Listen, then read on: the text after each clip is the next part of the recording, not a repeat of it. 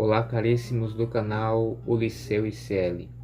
É com bastante alegria que o Instituto de Capacitação Liceu veio trazendo para todos os inscritos no canal mais uma grande temática. Qual a temática de hoje, não é isso? A temática de hoje é da felicidade ao caos. Como uma pessoa pode ser feliz e automaticamente, questão de fração de segundos, ela pode estar no caos, na lama, usando uma linguagem tosca.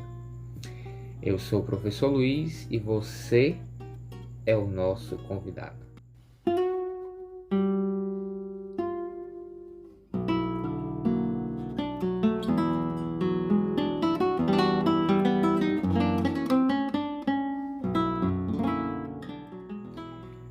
Caríssimos, a primeira noção que nós deveremos ter de felicidade em um contexto geral é que a felicidade é um estado de satisfação que o sujeito se encontra no mundo em que vive.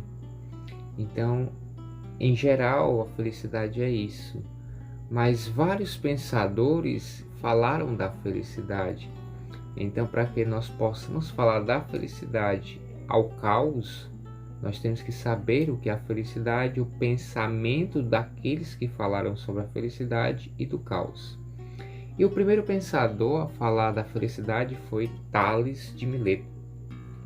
Tales de Mileto, por volta do século 7 a.C., ele mesmo falou que um ser feliz é um ser são, forte e uma boa alma instruída.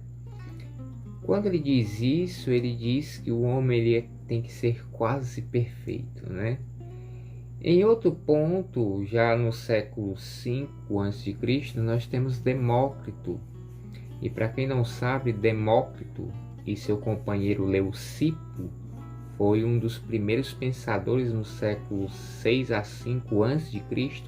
a falar da partícula átomo, né? Sem nenhum tipo de tecnologia. Mas Demócrito falou também sobre a felicidade. Ele disse que a felicidade é a medida do prazer e a proporção da vida. E o que é essa medida?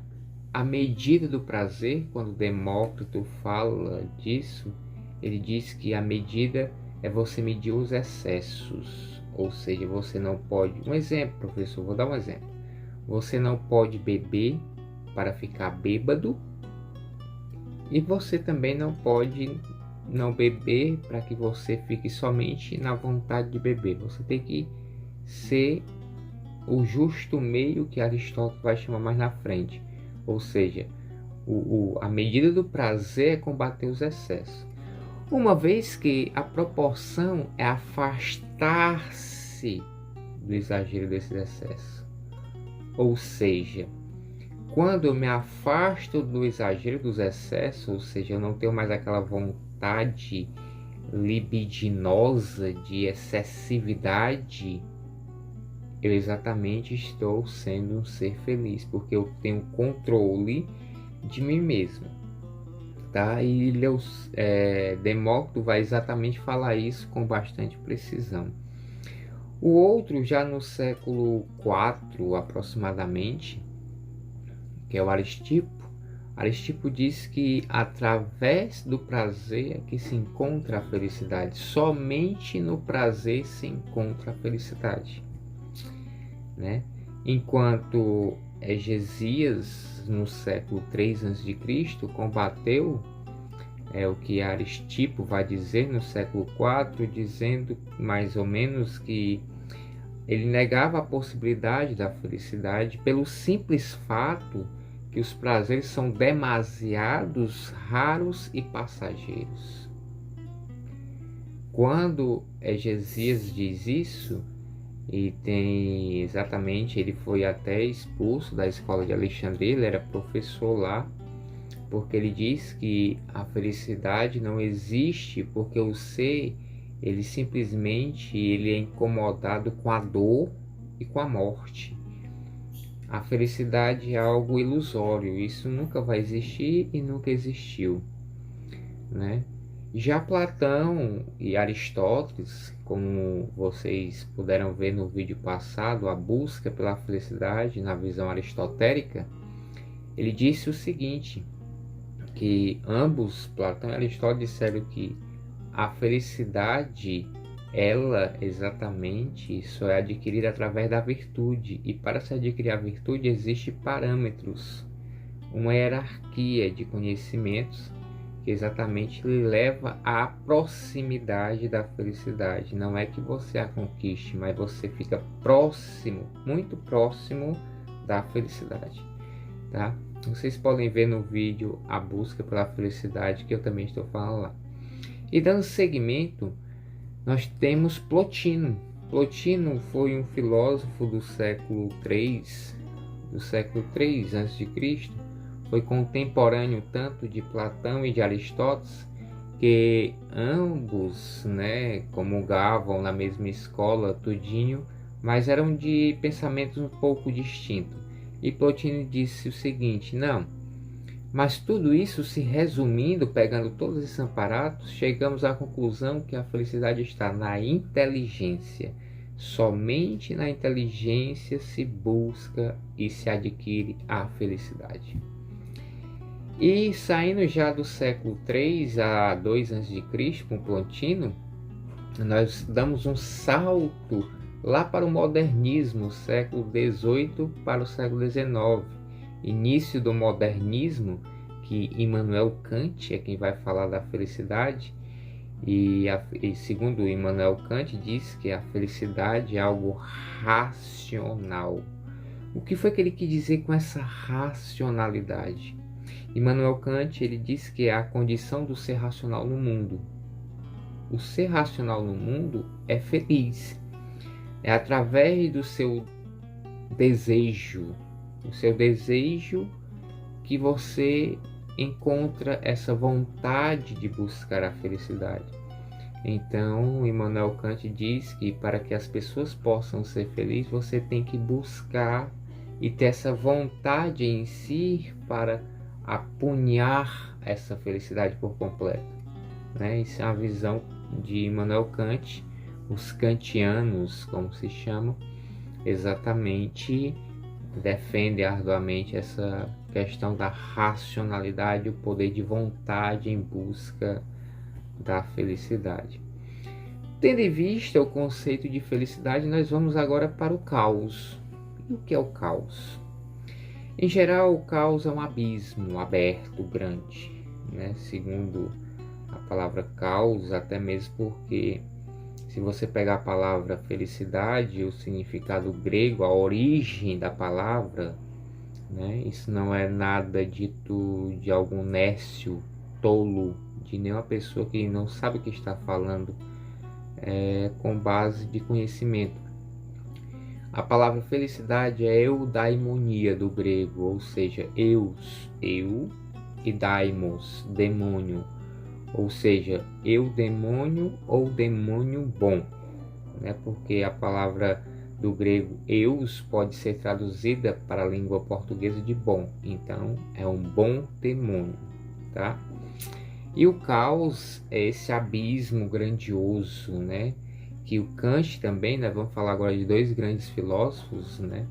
E um dos filósofos, essa blusa aqui, como vocês estão vendo, do super-homem, é a ideologia de um dos filósofos que eu vou falar agora do caos, que é o Nietzsche. Então, Kant e Nietzsche, dois pensamentos totalmente diferentes, né? E Kant vai dizer sobre o caos que o caos é o estado original da matéria, de que o mundo depois se originaram. Percebam bem o que o Kant vai dizer. O caos, ele vai na teoria do Big Bang, né? Houve aquele caos, houve exatamente aquela explosão, houve tudo, houve aquela desordem para que pudesse haver depois uma ordem. É nesse sentido que o Kant vai falar do caos. Já o Nietzsche, ele é muito assim, para quem não sabe quem é o Nietzsche, Nietzsche é conhecido como super-homem, por isso a blusa, tá? Super-homem alemão se pronuncia Überman, né?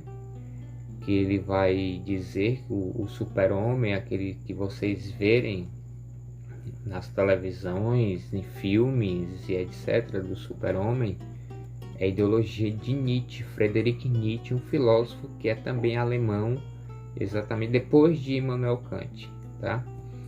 O Nietzsche é conhecido como o super-homem, o homem dinamite, o homem martelo, tudo. Nietzsche é tudo, né? É um grande pensador do modernismo, Nietzsche, grande filósofo.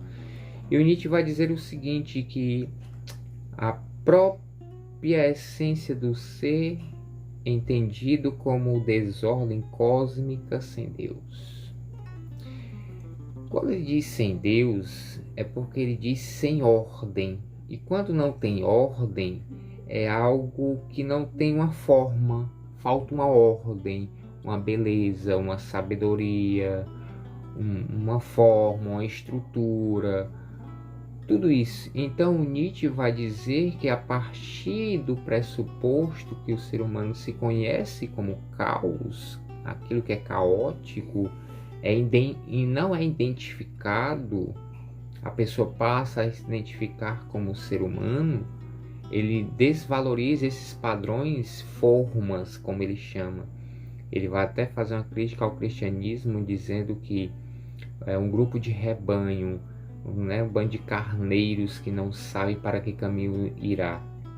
Então é nesse sentido que o homem dinamite, o super-homem, o Nietzsche, ele vai dizer, não, tudo é uma desordem. O ser humano, ele imagina que seja feliz, né? Aí nós entramos na teoria do Egesias, né? Que tudo é passageiro da felicidade. Tudo é uma maquiagem, por isso que ela não existe. O homem luta contra a dor. Então o Nietzsche ele é muito poderoso quando ele fala isso, que tudo é um caos, uma desordem, porque você não está auto se conhecendo. E quando você só pode ser um super-homem quando você se conhece e aceita ser o que é. Quando você aceita ser o que é, você sabe voar. Você sabe alcançar novos horizontes. Então é nesse sentido que entra a questão dos suicidas. Os suicidas, eles se matam não porque querem, mas porque querem buscar algo novo, mas não se identifica com o novo, porque são frustrados com aquilo que já vem carregando dentro de si. Então é nesse sentido que o Nietzsche, e para finalizar esse vídeo, o Nietzsche vai formular uma frase bem interessante, que ele diz que quanto mais me elevo, menor eu pareço aos olhos de quem não sabe voar. Quando ele diz isso, ele diz que a mesmice toma conta, por isso que o mundo é um caos. O mundo é caótico, porque existe mais estúpidos do que aqueles que querem auto se conhecer. Esse foi exatamente aqui o momento da sabedoria que nós trazemos aqui para todos vocês, inscritos e apreciadores do canal Uliceu ICL. Deixe seu like, se inscreva aí no canal, siga a gente aí no Instagram, tá bom? E vamos divulgar esse vídeo para que a gente possa exatamente trazer muito mais vídeos para vocês, tá bom? Coragem, força, sabedoria e felicidade a todos. Um abraço.